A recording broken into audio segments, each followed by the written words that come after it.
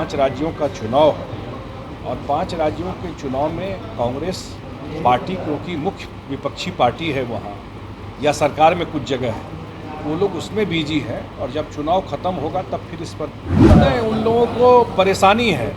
वो लोग सोचे नहीं कि इस स्केल पर नियुक्ति होगी बिहार में, इतनी पारदर्शी तरीके से होगी। तो मुझे लगता है कि देश के इतिहास में पहली बार एक साथ एक एडवर्टीजमेंट से 1,20,336 लोगों की नियुक्ति हो गई है। नमस्कार, मैं स्वीटी और आप देख रहे हैं देश न्यूज।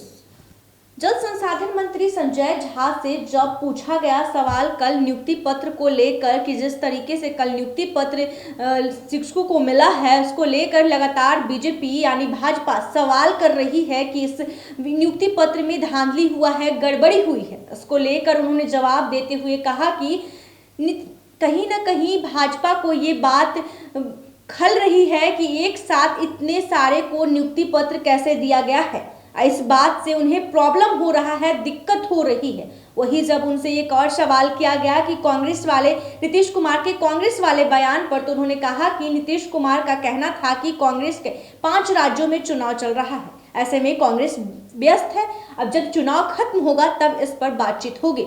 वही जब मीडिया के द्वारा पूछा गया कि प्रशांत किशोर की बात को लेकर सवाल किया गया, तो उन्होंने सीधे तौर पर यह कहते हुए नजर आए कि प्रशांत किशोर कौन है, उनकी बातें हमसे मत पूछिए, विपक्ष की बातें करनी है तो कीजिए, नहीं तो उनको मैं नहीं जानता।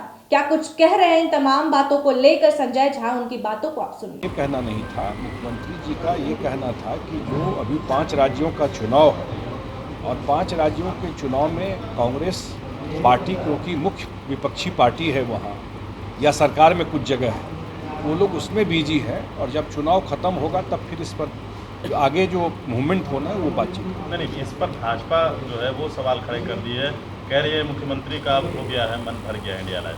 नहीं, उन लोगों को परेशानी है। वो लोग सोचे नहीं कि इस स्केल पर नियुक्ति होगी बिहार में, इतनी पारदर्शी तरीके से होगी, इतने कम समय में होगी, इतनी साफ सुथरे तरीके से होगी। तो मुझे लगता है कि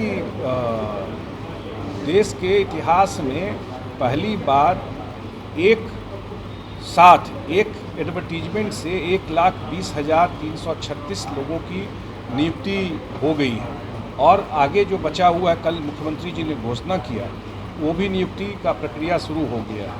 अब आप देखिए, उसमें 88% लोग बिहार के बच्चे हैं। तो ये लोग जो कंफ्यूज कर रहे हैं, वो बिहार की जनता, बिहार के जो अभ्यर्थी जो चुने गए हैं वो सब लोग देख रहे हैं। माने उनके आप कैलिबर पे प्रश्न उठा रहे हैं। वो जो इतना बड़ा परीक्षा पास करके आए हैं तो उनको आप गलत बोल रहे हैं। तो वो सब भी तो देख रहा है जो क्या ये लोग हमेशा बिहार को बदनाम करने का कोई मौका, कोई परिस्थिति, ये लोग हमेशा जब मिलता है तो बिहार को डॉक में खड़ा करने का कोशिश करते हैं। उनको ये बर्दाश्त नहीं हो रहा है कि इतना बढ़िया टीचर, इतना बढ़िया से बहाली कैसे हो। एक प्रमाण कोई दिखा दे जिसमें कहीं कोई गलती दिखाई दे। नहीं जानते, इस पर कोई कमेंट नहीं करेंगे। विपक्ष के बात पर कमेंट करेंगे। विपक्ष के छोड़िए नहीं, सब बात सीरियस बात कीजिए ना।